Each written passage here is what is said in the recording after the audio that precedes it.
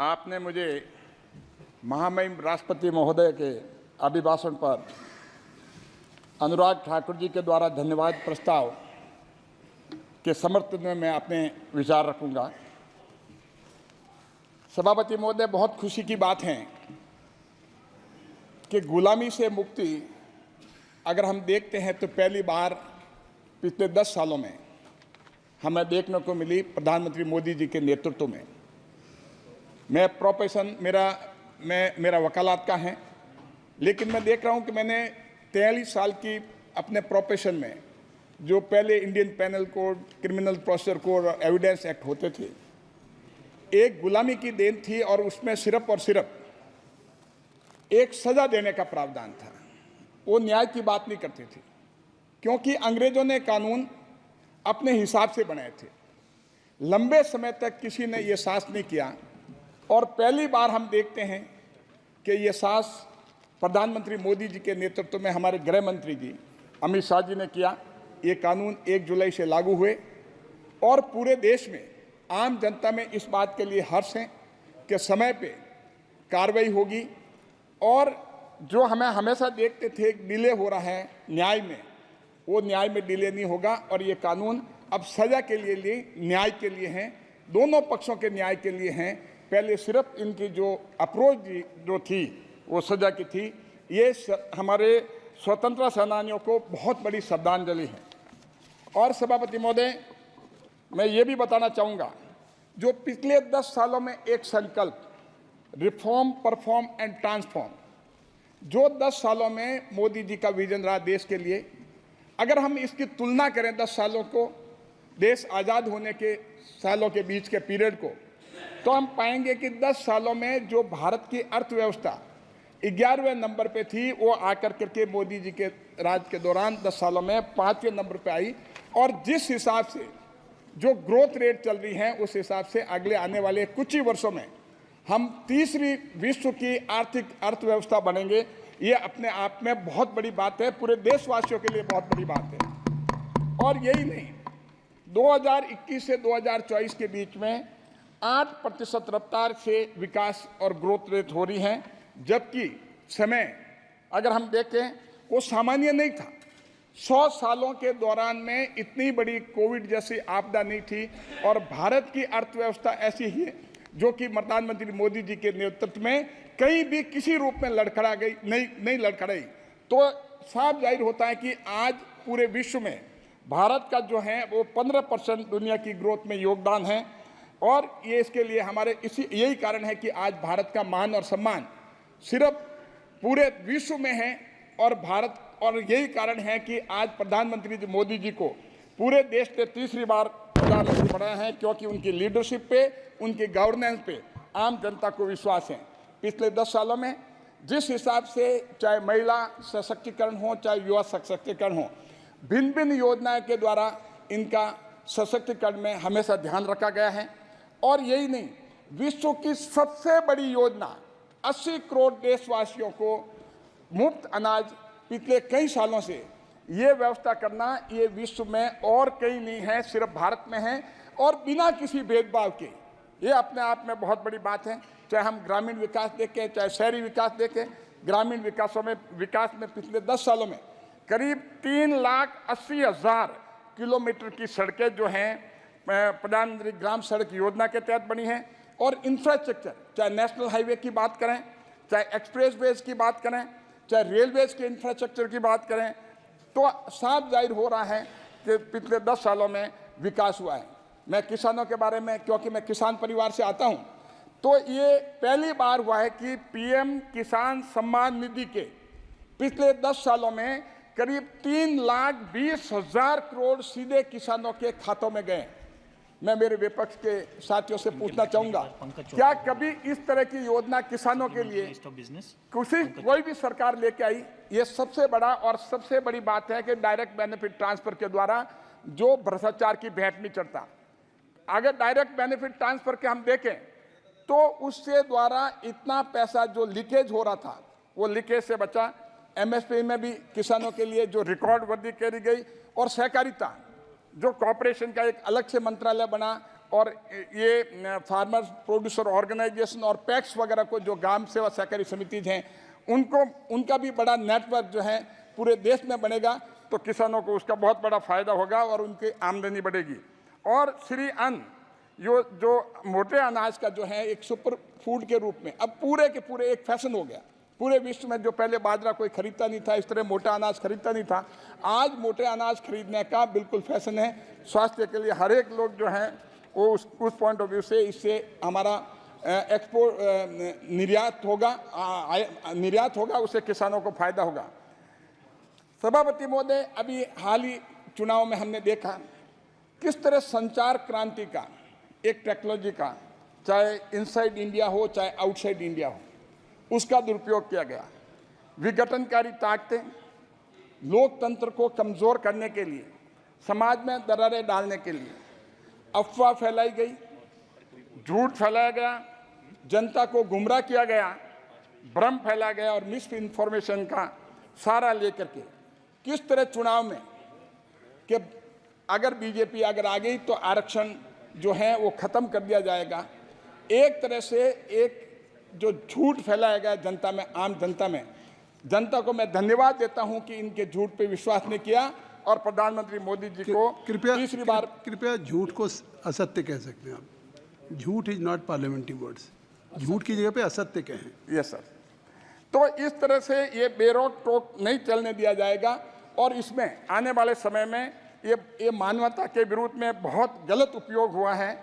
और इनका मैं तो कहूँगा कि जिस हिसाब से कांग्रेस के साथी भी बैठे हैं, विपक्ष बैठे हैं, तो एक झूठ का जनरेटर के रूप में इन्होंने काम किया। सॉरी तो आप देखेंगे सर। और इसके अलावा कल अभी राहुल गांधी जी यहाँ पर बोले थे, तो मैं बताना चाहूँगा कि उन्होंने हिंदू समाज को एक हिंसकवादी कहना, एक नफरत करने वाला समाज कहना, ये पूरे हिंदू समाज जो है आज पूरे देश का इस बात के लिए बहुत नाराज हैं और इसके लिए उनको माफ़ी मांगनी चाहिए। और यही नहीं, अग्निवीर के मामले में उन्होंने सही तथ्य पार्लियामेंट में नहीं रखे, जो कि हमारे रक्षा मंत्री जी ने उसी समय इस बात को बताया। और जो अभी देखा हमने कि जब शपथ ले रहे थे सारे हमारे विपक्षी साथी भारत का संविधान लेके रह रहे थे, ऐसा लग रहा है कि जिन्होंने संविधान के ऊपर सबसे बड़ा हमला किया, संविधान को तार तार किया, वो संविधान की बात कर रहे हैं। इमरजेंसी हम बात करते हैं कि इमरजेंसी की बात करते हैं, लेकिन इमरजेंसी लगी क्यों, इस तथ्य में जाना जरूरी है। इमरजेंसी इसलिए लगी कि 1971 में 352 सीटें कांग्रेस को मिलने के बाद इंदिरा गांधी जी का चुनाव कोर्ट ने निरस्त कर दिया था। जब कोर्ट ने उनका चुनाव निरस्त कर दिया था तो भारत के संविधान में संशोधन किया गया, अमेंडमेंट लाया गया कि प्रधानमंत्री का चुनाव जो है वो चैलेंज नहीं किया जा सकता। इसके लिए आंदोलन हुआ। मैं धन्यवाद दूंगा, हमारे समाजवादी एसपी के साथी भी बैठे हैं, डीएमके के बैठे हैं और आरजेडी के भी बैठे हैं। हमारे मुलायम सिंह जी, नेताजी मुलायम सिंह जी को स्वर्गीय, और हमारे लालू जी को, हमारे करुणानिधि जी को, इन्होंने सारों ने आवाज़ उठाई और आवाज़ उठा करके इन्होंने आंदोलन किए। लेकिन आज मुझे अचंभा हो रहा है इस बात का कि ये इंडिया अलायंस के साथ ये जुड़े हुए हैं। इनकी विचारधारा जो है ये नहीं मिलती। जब हमारे राष्ट्रपति जी का, हमारे माननीय स्पीकर महोदय जी का जब हो रहा था भाषण और सबने हमने उनको जब सम्मान देने के लिए खड़े हुए, तब जो उस समय स्थिति जो थी वो कांग्रेस की और आप लोगों की स्थिति ऐसा लग रहा था कि ये आपका जो मेल जोल है लंबा चलने वाला नहीं है, क्योंकि आपकी विचारधारा जो है, मैं मानता हूँ संविधान के प्रति आपकी विचारधारा है, चाहे हमारे एसपी की हो, चाहे आरजेडी की हो, चाहे डीएमके की हो, लेकिन कांग्रेस से मेल आपकी विचारधारा भारत के संविधान के लिए नहीं खाती हैं।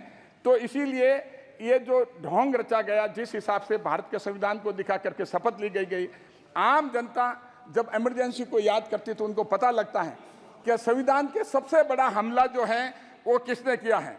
और मैं बताना चाहूँगा, और संविधान जब इमरजेंसी लगी उसके दौरान आप याद करो किस तरह जुडिशरी पे जुडिशरी पे कमिटेड जुडिशरी बनाने के लिए जब गोलकनाथ के केस में, केशवानंद भारती के केस में, एडीएम जबलपुर के केस में जब सर्वोच्च न्यायालय की संविधान की पीठ ने यह निर्णय दिया कि बेसिक स्ट्रक्चर को चेंज नहीं किया जा सकता, फंडामेंटल राइट को चेंज नहीं किया जा सकता, आपने इमरजेंसी में बेसिक स्ट्रक्चर को चेंज किया और सोशलिस्ट और सेकुलर वर्ल्ड को इमरजेंसी के दौरान जब सारे नेता, हमारे मुलायम जी भी, लालू जी भी और करुणानिधि जी भी, सारे और भी बड़े बड़े नेता, अटल बिहारी वाजपेयी जी हों, लाल कृष्ण आडवाणी जी हो, सब बड़े बड़े देश के नेता जेल में थे, तब आपने भारत का संविधान बदला।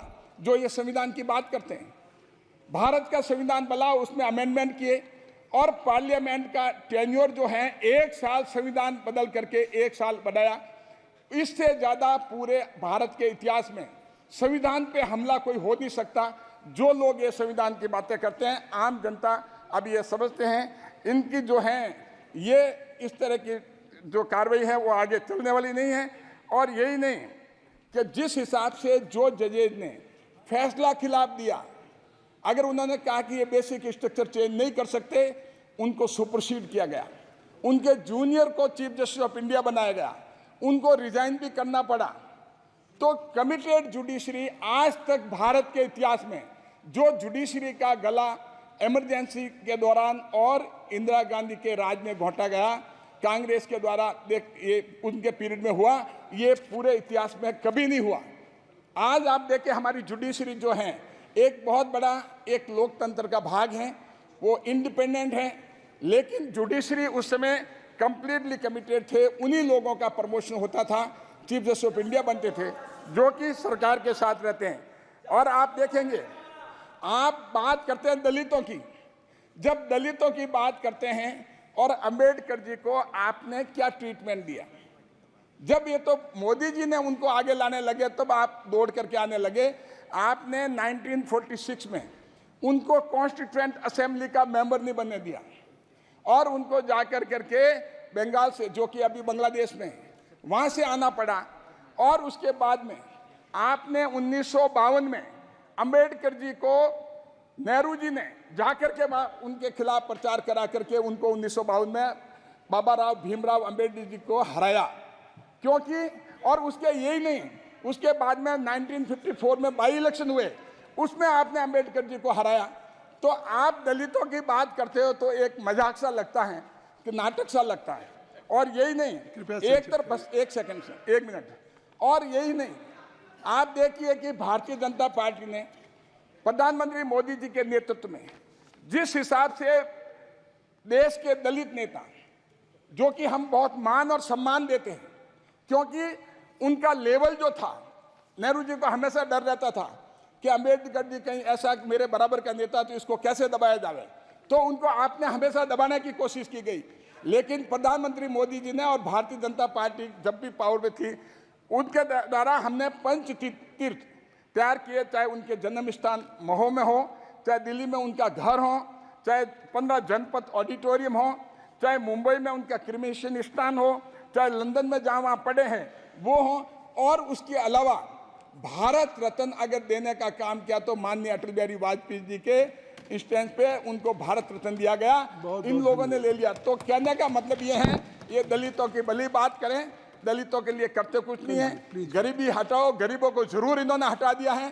तो कांग्रेस के क्या कथनी और करनी में फर्क है। और जिस हिसाब से राहुल गांधी जी ने, जब कल मैं उनको धन्यवाद देता हूं कि ये विपक्ष के नेता बने, लेकिन मैं इनसे ये भी निवेदन करता हूं हाथ जोड़ के कि विपक्ष का रोल बहुत बड़ा है और आप मर्यादा के साथ साथ आप मैच्योरिटी रखते हैं, परिपक्वता। मुझे पूरा विश्वास है कि आने वाले टाइम में पूरी परिपक्वता का वो पूरा अपना आप प्रदर्शन करेंगे।